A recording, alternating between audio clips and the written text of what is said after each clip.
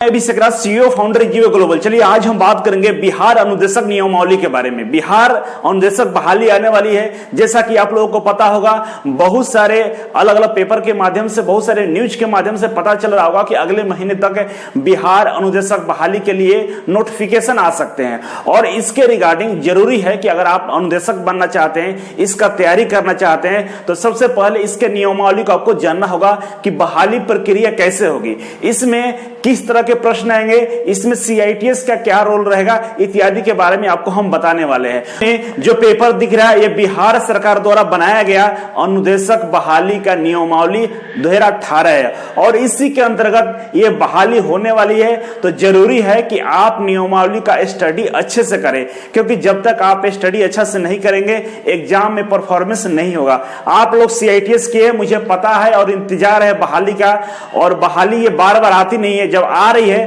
तो हम लोगों को तैयारी करना होगा। हो सकता है कि लिखित परीक्षा में लेट हो जाए, हो सकता है बहाली में थोड़ा सा लेट हो जाए, लेकिन बहाली तो आएगी। आप लोगों के सामने मैं ये नियमावली को ओपन किया हूं, आप देख सकते हैं। बिहार औद्योगिक प्रशिक्षण अनुदेशक संवर्ग नियमावली 2018, इस पे ध्यान देना है। ये 2018 नियमावली है और इसमें बहुत सारे पॉइंट लिखे गए हैं, जिसको बताने पे वीडियो लंबा हो सकता है, लेकिन जो आपके लिए इंपॉर्टेंट होगा और मेरे लिए इंपॉर्टेंट होगा, उस पॉइंट को हम यहाँ पे डिस्कस करेंगे। और तो ले चलते हैं। ये जो नियमावली है, इसके पहला पॉइंट है और इसके बाद यहाँ पे देख सकते हैं, ये यहाँ पे ये दूसरा पॉइंट है और दूसरे ही पॉइंट के हम सीधे 8वें नंबर का जो लिखा हुआ है प्रश्न, इस पे हम डिस्कस करेंगे। ये देख सकते हैं 8वें नंबर पर क्या लिखा हुआ है, आप समझने का प्रयास कीजिएगा, मैं आपको बताने वाला हूं। शिल्प अनुदेशक प्रशिक्षण योजना सीआईटीएस से अभिप्रेत है। अभिप्रेत मतलब होता है इसी से मिलता जुलता ये नियमावली बनाया गया है कि सीआईटीएस का जो अपना एक कंडीशन है, सीआईटीएस क्यों कराया जाता है, उसी के अकॉर्डिंग ये नियमावली बनाई गई है, पहली बात। और औद्योगिक प्रशिक्षण संस्थानों के लिए प्रशिक्षित अनुदेशकों की तैयारी हेतु राष्ट्रीय व्यावसायिक प्रशिक्षण परिषद की प्रशिक्षण योजना, सीआईटीएस ही तो होता है। तो बताया गया कि सीआईटीएस जो डीजीटी का जो रूल है, डीजीटी जिस तरह से अनुदेशकों की बहाली करने के लिए बोलती है, उसी के इर्द गिर्द घूमता हुआ ये नियमावली है। एकदम एग्जैक्ट वो नहीं है, लेकिन उसी के तहत ये बनाया गया, उसी तरह है। आपको देखेंगे 9वें, 10वें और 11वें पॉइंट में सीआईटीएस का वर्णन है। भारत सरकार का डीजीटी का जो रूल है, उसका वर्णन किया गया है कि किस तरह से भारत सरकार डीजीटी की तरफ से समय समय पर गाइडलाइन दिया जाता है अनुदेशक बहाली को लेकर, जिसमें सीआईटीएस को प्राथमिकता दी जाती है। वो सारी बातें यहाँ पे लिखा गया, लेकिन घुमा फिरा के ये नहीं लिखा गया है कि सीआईटीएस यहाँ पर अनिवार्य है। केवल सीआईटीएस की डिग्री के बारे में यहाँ पे बताया गया है। नियमावली में यह बताया गया कि वो कौन कौन सा ट्रेड है जिस ट्रेड का अनुदेशक बहाली होने वाली है। तो देखेंगे यहाँ पे, तो सबसे पहले व्यवसाय अनुदेशक मतलब ट्रेड इंस्ट्रक्टर की बहाली होगी, जैसे fitter, electrician, diesel mechanic, swing cutting, fashion designing, electronics mechanic, जितने भी ट्रेड है बिहार के गवर्नमेंट आईटीआई में, उन सभी अनुदेशकों की बहाली होगी। इसके बाद ड्राइंग अनुदेशक की बहाली होगी। इसके बाद वर्कशॉप कैलकुलेशन एंड साइंस अनुदेशक की बहाली होगी। इसके बाद अनुरक्षण अनुदेशक की बहाली होगी। इलेक्ट्रिकल अनुरक्षण की बहाली होगी। इसके बाद मैकेनिकल अनुदेशक की बहाली होगी। स्टेनोग्राफी में हिंदी और इंग्लिश दोनों की बहाली होगी। ये सारे जो यहाँ पे ट्रेड दिए गए हैं, जो पद दिए गए हैं, उनकी बहाली इस नियमावली के अंतर्गत होगा। इसके बाद ये इंपॉर्टेंट है दूसरे नंबर का, कि ये बहाली जो होगा, और इस बहाली में होने के बाद जो आपका प्रमोशन होगा, पहला प्रमोशन होगा, वो ग्रुप अनुदेशक के लिए होगा। आपका जो पहला प्रमोशन होगा किसके लिए होगा? ग्रुप अनुदेशक के लिए होगा। और ग्रुप अनुदेशक का कोई भी बहाली नहीं होने वाला है और आगे भी नहीं होगा, वो प्रमोशन का पद रहेगा, ऐसा इसमें लिखा। क्रिया कैसे होगा, किस तरह से एग्जाम होंगे, उसके बारे में यहाँ पे दिया गया है। यहाँ पर देख सकते हैं सीधी भर्ती होगी, आप लोगों को लिखा होगा। और भर्ती का स्रोत क्या है? संवर्ग में सीधी भर्ती, मूल कोटि में लिखित परीक्षा होगा। मूल कोटि जब ट्रेड अनुदेशक, ड्राइंग अनुदेशक इत्यादि का जो बहाली होगा, उसका लिखित परीक्षा के आधार पर लिया जाएगा। और इसमें आप देखेंगे पहला जो कॉलम है, यहाँ पे सीरियल नंबर दिया गया है। दूसरे कॉलम में जो पद है, ट्रेड है, उसका नाम दिया गया है। और यहाँ पर दिया गया सीधी नियुक्ति एवं प्रोन्नति का क्रमशः अनुपात। और ये प्रोन्नति का सोपान दिया गया। सीधी नियुक्ति के लिए न्यूनतम शैक्षणिक योग्यता कितना होगा, तकनीकी योग्यता क्या होगा, अनुभव क्या, उसके बारे में यहाँ पे लिखा गया है। और यहाँ पे ये दिया है कि आपके पास जो डिजायरेबल क्वालिफिकेशन क्या रहेंगे। डिजायरेबल मतलब अगर आपके पास वो क्वालिफिकेशन है तो ठीक है, नहीं है तो कोई बात नहीं। तो चलिए वन बाय वन समझते हैं। यहाँ पे हम इसको हम एक्सप्लेन कर देते हैं आप लोगों को, जिससे आसानी से समझ में आ जाएगा। पहला पॉइंट पे देख सकते हैं, यहाँ पे लिखा हुआ है कि व्यवसाय अनुदेशक की बहाली होगी और ये 100% सीधी नियुक्ति होगी। और इसमें जो प्रमोशन का जो पद होगा, मतलब अनुदेशक बनेंगे उसके बाद जो पहला प्रमोशन होगा वो आपका ग्रुप अनुदेशक का होगा। इसके बाद यहाँ पे दिया हुआ है कि क्वालिफिकेशन क्या रहेगा। तो आप देखेंगे कि प्रत्येक व्यवसाय में अनुदेशक के 2 पद में से एक पद इंजीनियरिंग में डिग्री डिप्लोमाधारी उम्मीदवारों के लिए रहेगा और एक पद राष्ट्रीय व्यवसायिक प्रमाण पत्र, राष्ट्रीय शिक्षुता प्रमाण पत्र धारी उम्मीदवारों के लिए होगा और तदनुसार अर्हताएं क्रमशः निम्न प्रकार होगी। यहाँ पे ये लिखा गया, ये ऊपर वाला लाइन जो यहाँ से यहाँ तक है, इसमें ये लिखा गया है कि प्रत्येक ट्रेड में 2 पद होंगे अनुदेशक का, जिसमें एक पद बीटेक और डिप्लोमा उसके लिए रहेगा और एक पद जो एनसीवीटी से और ट्रेड में एनसीवीटी से आईटीआई किया है या अप्रेंटिसशिप किया है, वो दोनों के लिए एक पद रहेंगे और एक पद बीटेक डिप्लोमा के लिए रहेंगे। ये इसके बाद जो पहला पॉइंट लिखा होगा ये काफी इंपॉर्टेंट है, समझने के लिए बेहद जरूरी है कि किसी भी मान्यता प्राप्त विश्वविद्यालय संस्थान से इंजीनियरिंग में आपको 4 वर्षीय डिग्री कोर्स होना चाहिए और इसी के साथ आपके पास न्यूनतम 1 वर्ष का अनुभव जरूरी है। और ये 1 वर्ष का अनुभव किसके लिए है? जो बीटेक है, जिसके पास 4 वर्षीय डिग्री कोर्स है और वो बीटेक है, उसको 1 साल का अनुभव होना चाहिए। अथवा दिया गया है कि किसी मान्यता प्राप्त विश्वविद्यालय संस्थान से इंजीनियरिंग के सुसंगत ब्रांच में 3 वर्षीय डिप्लोमा के साथ किसी उद्योग में काम करने का या किसी इंस्टीट्यूट में पढ़ाने का आपके पास कम से कम न्यूनतम 2 वर्ष का अनुभव होना चाहिए। मतलब यहाँ पे डिप्लोमा के लिए 2 साल का अनुभव मांगा है और आपका 3 वर्षीय डिप्लोमा होना चाहिए। इसके बाद दूसरे नंबर पे है कि आपको राष्ट्रीय शिक्षुता प्रमाण पत्र और राष्ट्रीय व्यवसाय प्रमाण पत्र, मतलब अप्रेंटिसशिप या आईटीआई किए हुए हैं और इसी के साथ आपके पास 3 साल का अनुभव है या कंपनी का अनुभव हो या टीचिंग का अनुभव, दोनों काम करेगा, तब आप इसमें फॉर्म अप्लाई कर सकते हैं। इसके बाद चलेंगे इधर जो डिजायरेबल क्वालिफिकेशन है यहाँ पे, तो यहाँ पे देखेंगे लिखा हुआ है संबंधित व्यवसाय में शिल्प अनुदेशक प्रशिक्षण योजना में 1 वर्षीय प्रमाण पत्र। मतलब यहाँ पे जो बात कर रहा है वो सीआईटीएस का बात कर रहा है। इस अगर सीआईटीएस आपके पास है तो सही है, नहीं है तो कोई बात नहीं। सीआईटीएस लिखा हुआ है, डिजायरेबल क्वालिफिकेशन है, अधिमानी अर्हता है। अधिमानी मतलब डिजायरेबल है तो ठीक है, नहीं है तो कोई दिक्कत नहीं है। तो मतलब साफ है कि कोई भी इसमें अप्लाई कर सकता है। यहाँ पे ट्रेड के अकॉर्डिंग दिया गया है क्वालिफिकेशन और सीआईटीएस के बारे में जानकारी दी गई है। तो आप इस नोटिफिकेशन को डाउनलोड कर सकते हैं, वेबसाइट पर अवेलेबल हो गया होगा, अभी हम देखे नहीं है, लेकिन आपको हम भेज भी देंगे। आपको अगर आप लोगों को चाहिए तो हम ये गूगल ड्राइव का लिंक देंगे, वहां से डाउनलोड कर लीजिएगा, सभी लोग के पास चला जाएगा। आप इसे पढ़ लीजिएगा क्योंकि अब इसमें बहुत ज्यादा पेज है, लिखा गया, अलग अलग ट्रेड के लिए बताया गया है, अलग अलग क्वालिफिकेशन के लिए बताया गया है। तो मुझे नहीं लगता इसका ज्यादा बताने की जरूरत है, आप लोग समझ चुके हैं। जो पहले नंबर पर मैंने बताया है उसी के अकॉर्डिंग क्वालिफिकेशन आपका होना चाहिए। अब चलते हैं कि इसमें बहाली जो होगी, बहाली किस तरह से होगी, ये ज्यादा इंपॉर्टेंट है आपको समझने के लिए। आप लोगों को सबसे इंपॉर्टेंट, इस बहाली के सबसे इंपॉर्टेंट कंडीशन के पास चलते हैं। देखिए ये 7वें नंबर पेज पे दिया गया है और 7वें नंबर पेज पे ये वाला जो कॉलम है इसमें जो लिखा हुआ है इसके बारे में चर्चा कर लेते हैं। हम 2013 की बात करेंगे। 21/5/2013 को एक बहाली हुई थी संविदा के आधार पे। 21/5/2013 को संविदा के आधार पे 218 अनुदेशकों की बहाली हुई थी और ये जो वर्ष था 2013 था। ये लोग लगातार काम करते आ रहे, इनकी जो सैलरी है समय समय पर बढ़ाया गया है और अभी भी ये लोग लगातार काम कर रहे हैं। 2016 में नियमित बहाली आई थी, लेकिन जो हमारे संविदा पर काम कर रहे हैं अनुदेशक हैं वो लोग कोर्ट गए थे और कोर्ट के डिसीजन के बाद उन लोगों को 30 नंबर का वेटेज दिया गया। और ये 30 नंबर का वेटेज कैसे मिलेगा और इनको 30 नंबर का वेटेज कैसे मिलेगा, इसके लिए नियम ये है कि इनको अनुभव के आधार पे प्रत्येक साल के लिए 5 नंबर दिए जाएंगे। अगर ये 6 महीना से ज्यादा जॉब किए होंगे, अगर मान लीजिए कि किसी का 6 महीना हुआ है, उसको 1 साल माना जाएगा और इनको अधिकतम 30 नंबर दिया जाएगा। 1 साल का 5 नंबर, अधिकतम 30 नंबर इनको वेटेज मिलने वाला है। तो आप समझ सकते हैं कि संविदा के आधार पर जो अनुदेशक यहाँ पर काम कर रहे हैं उनको 30 नंबर का एक्स्ट्रा वेटेज यहाँ पे दिया जाएगा। चीज है 4 नंबर में लिखा हुआ है, यहाँ पर देख सकते हैं। इसमें यह लिखा गया है, आप पढ़ भी सकते हैं, आपके सामने दिख भी रहा होगा कि इसमें ओवरऑल पढ़ने पे ये समझ में आपको आएगा कि अगर आपके पास CITS क्वालिफिकेशन है तो बहुत अच्छी बात है, आप अप्लाई कीजिए। अगर आपके पास CITS क्वालिफिकेशन नहीं है तो फिर भी टेंशन लेने की जरूरत नहीं है, आप फॉर्म को अप्लाई कर सकते हैं, एग्जाम में बैठ सकते हैं, परीक्षा को दे सकते हैं। लेकिन जब आपकी सिलेक्शन हो जाएगा, सिलेक्शन होने के बाद आपको 3 साल के अंदर में CITS की ट्रेनिंग लेना होगा।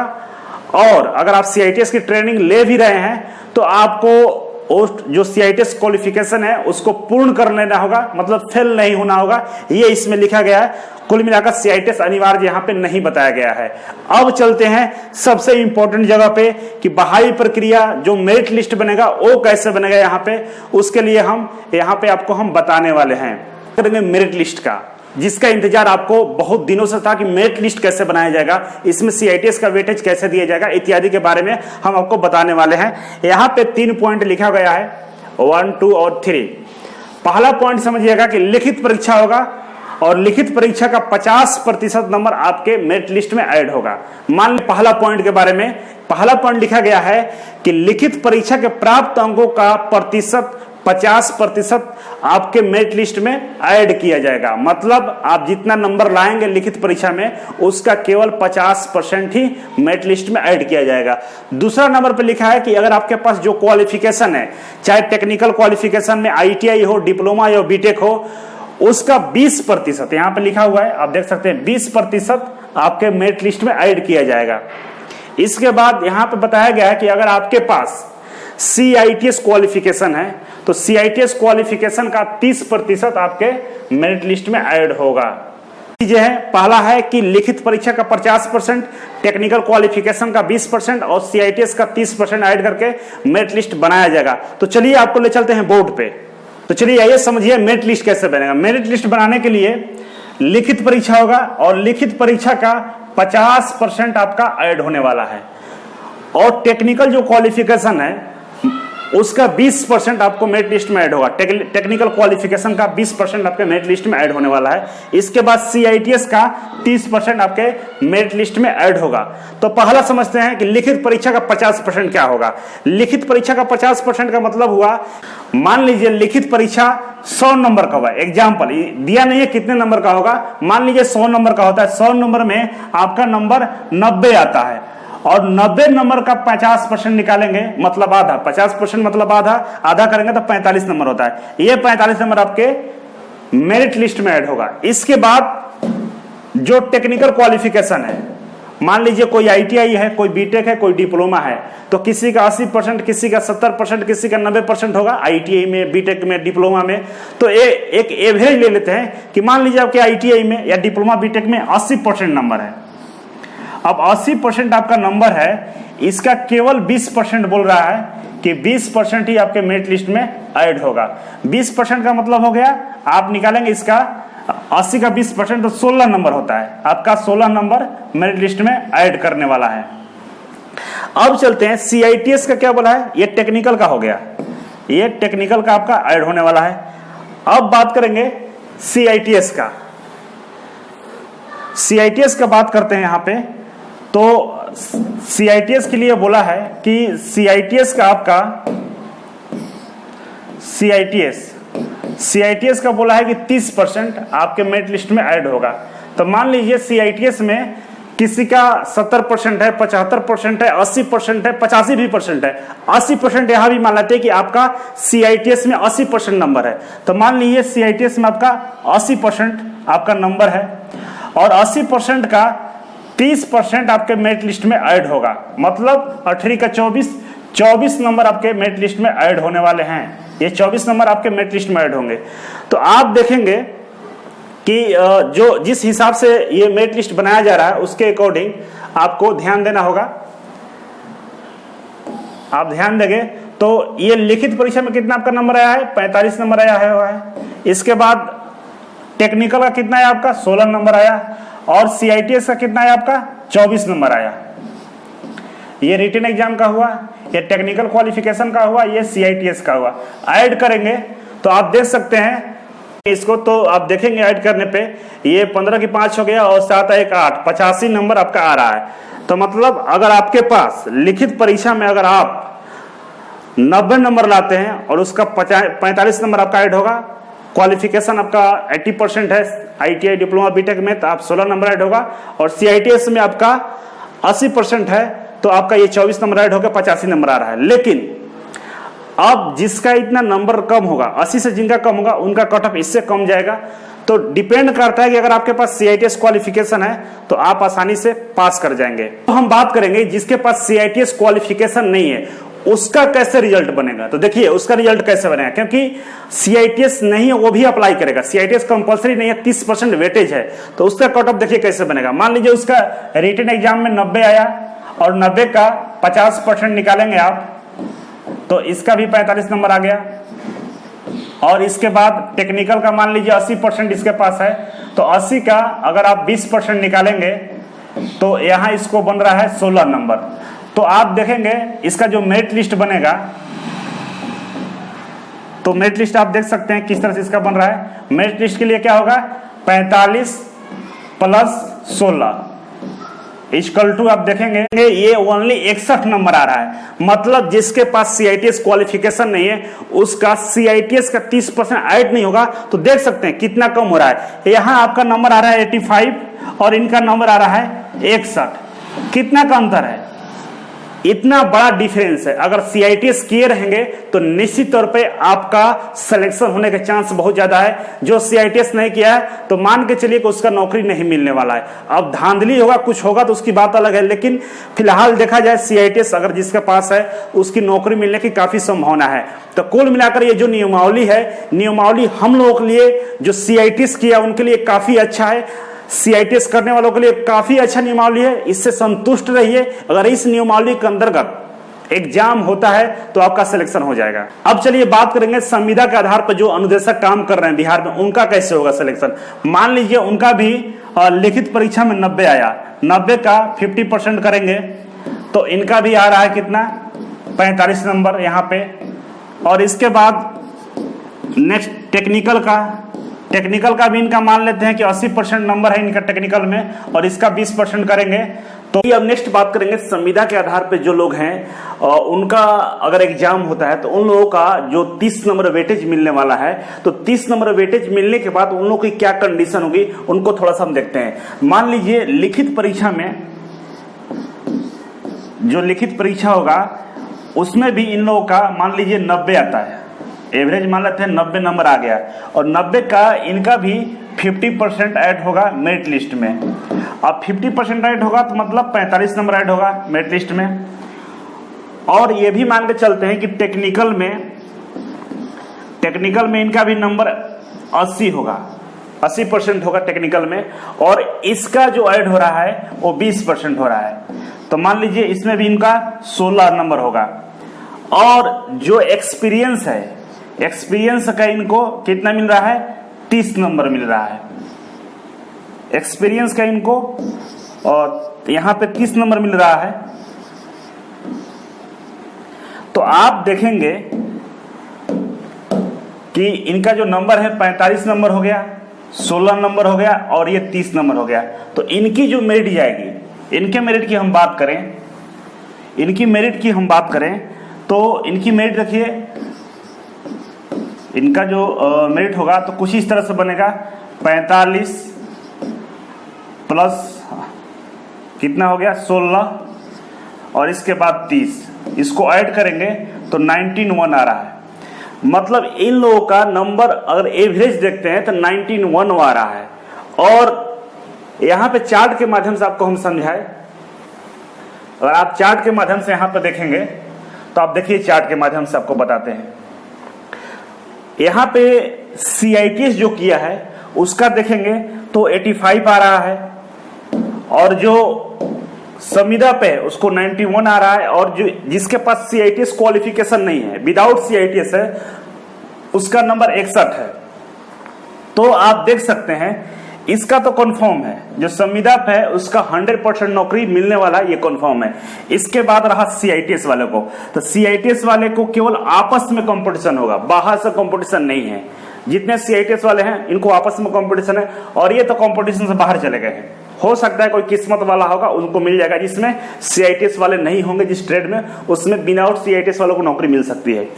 अब हम जो ये डाटा निकाले हैं इसमें हम लिखित परीक्षा का, इसमें जो मैं डाटा निकाला हूं तो मेरे डाटा के अनुसार जो आया है इसमें लिखित परीक्षा का, जो लिखित परीक्षा होगा उसका मैं मान लिया कि 90 नंबर आ रहा है सबका, लेकिन ऐसा नहीं होता है। सबका नंबर थोड़े आता है, किसी का 80 आएगा, किसी का 70 आएगा, किसी का 60 भी हो सकता है।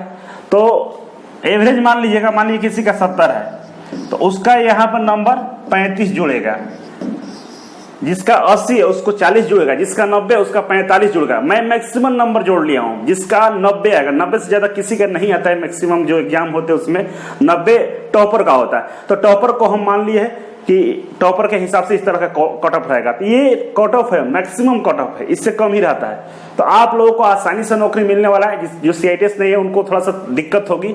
तो कुल मिलाकर इस तरह से आपके एग्जाम होने वाले हैं, तो टेंशन की कोई बात नहीं है, नौकरी मिलने वाली है। लेकिन एक जगह ये फंस सकता है, जैसे नोटिफिकेशन आएगा, फॉर्म भरा जाएगा, तो हमारे यहाँ गेस्ट अनुदेशक भी हैं जो 3 से लेकर 4 सालों से काम कर रहे हैं। उन लोगों का भी अपना एक मांग है कि उनको नियमित किया जाए, या उनकी अलग अलग बहुत तरह की मांगे हैं। तो हो सकता है वो लोग इस पे आपत्ति दर्ज कराए कि नहीं मुझे इसमें वेटेज मिले, और जैसा भी हो वैसे उनको जो सिलेक्शन हुआ उसमें ऐसा कोई प्रावधान नहीं है।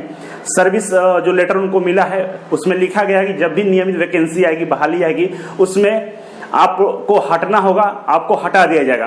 फिर भी कोर्ट का मामला होता है, बहुत कुछ होती है, हो सकता है वेटेज मिल जाए, हम नहीं कह सकते हैं। लेकिन इसके बावजूद भी 2021 में ये बहाली कंप्लीट होने वाली है। तो मैं उम्मीद करता हूं कि आप लोग तैयारी में लगे रहेंगे, लगातार तैयारी करेंगे, इसका ध्यान बनाए रखेंगे, क्योंकि ये बहाली अब होने वाली है।